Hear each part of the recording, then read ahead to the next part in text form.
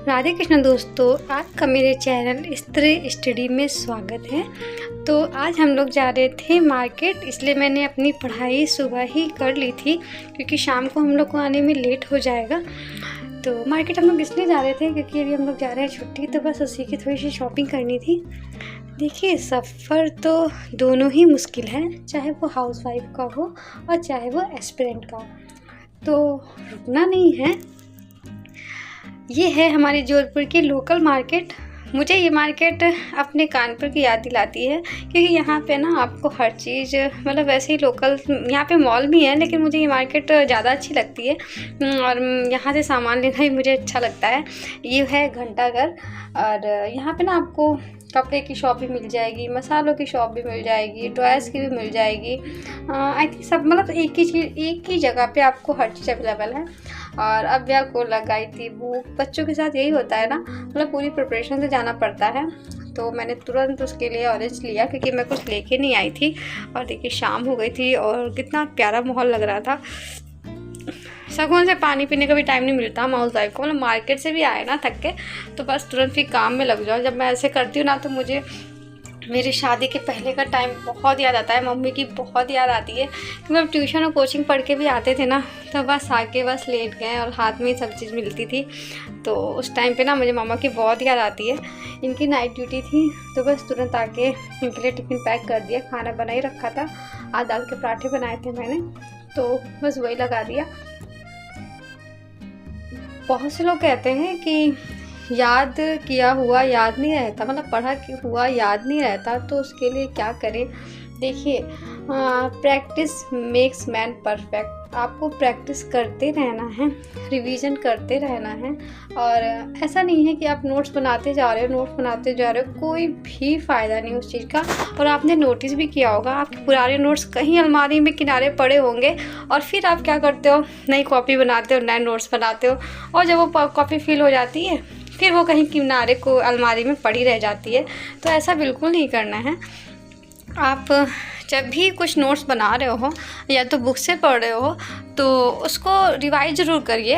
आप हफ्ते में 2 दिन रख लीजिए क्योंकि आप रोज़ रिवाइज करोगे तो मुझे लग रहा है मैं आगे का नहीं पढ़ पाओगे। तो हफ्ते में 2 दिन रखिए।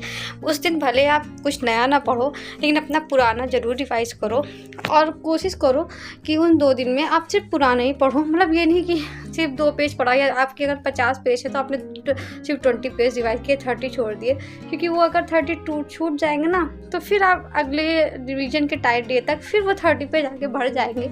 इसलिए जैसे कि आपने संडे रिवीजन का रख लिया और थर्सडे रिवीजन का रख लिया तो आपको वीक में 2 डेज़ मिल जाएंगे और जो बीच के बाकी बचे दिन है उसमें आप नए नोट्स ही बना लोगे। और 2 दिन बहुत होता है किसी भी सब्जेक्ट को रिवाइज करने के लिए। तो फिर शाम को अव्या को खाना वाना खिला के मैं बैठ गई थी पढ़ने। तो पहले थोड़ी देर फ़ोन से पढ़ा, बहुत थकावट लग रही थी।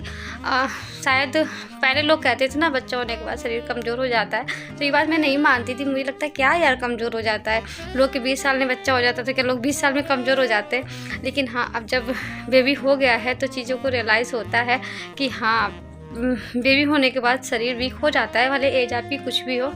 तो ये मैं जब अब्बू को सुला दिया था, इनकी नाइट ड्यूटी थी, तो अब्बू सोने में ना बहुत ड्रामा कर रही थी। फिर आ गई मैं क्लास करने के लिए। पढ़ाई करने का बिल्कुल भी मन नहीं था, मतलब शरीर साथ नहीं दे रहा था, लेकिन एक माइंड में होता ना कि टारगेट अपना पूरा करना है, जो मेरे 3-4 आवर्स का टारगेट होता है इवनिंग का। तो आ गई थी मैं क्लास करने के लिए ज्योमेट्री का। मैंने सोचा था कि मेरे जाने से पहले मैं ये ज्योमेट्री कंप्लीट कर लूँगी, लेकिन अब ऐसा लग नहीं रहा है कि मैं ज्योमेट्री कंप्लीट कर पाऊँगी क्योंकि 48 वीडियोज़ हैं। तो देखते हैं कि हो पाएगा कि नहीं हो पाएगा, क्योंकि मैं ज़्यादा ना मतलब एक क्वेश्चन लगा रही हूँ। जब वो सर पढ़ाते फिर मैं जब वो क्वेश्चन लगाते तो मैं क्वेश्चन देखती नहीं हूँ, पहले पॉज कर देती हूँ वीडियो, पहले खुद ट्राई करती हूँ कि वो क्वेश्चन मैं कर पाऊँगी कि नहीं, उसके बाद उनका सोल्यूशन देखती हूँ। तो इसलिए थोड़ा वीडियो देखने में भी टाइम लग जाता है, क्योंकि सिर्फ उनका सोल्यूशन देखने का क्या फ़ायदा, क्योंकि ज्योमेट्री मुझे पहले से भी आती है।